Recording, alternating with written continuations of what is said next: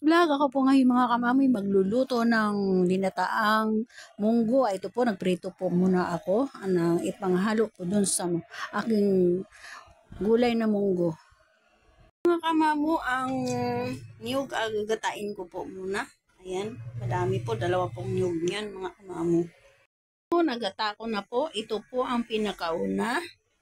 Kunti lang po yan mga kamamu. Siyempre pag una, kunti lang po yan. Ito po yung pangalawa. Ayan mga kamamo, yan po ang ipapakulo ko doon sa munggo. Yan mga kamamo. Kamamo, nahimay ko na po yung isda at ito po ang ampalayan. Himay ko na rin po mga kamamo. Yan, ilagay ko na po yan doon sa aking nilulutong munggo. Mga kamamo, pinapakulo ko muna yung unang gata mga kamamo. Ayan po mga kamamo, nagluluto na po siya.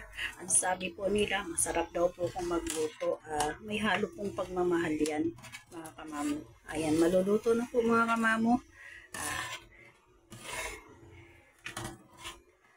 Blessing po galing kay Lord na marunong ka magtimpla ng iyong niluluto at masarap. Sabi nila po, masarap. Wow! Kay God. Ayan. Thank you for watching. God bless po. Ay akin na pong patayin ang aking niluluto at luto na po mga kamamo.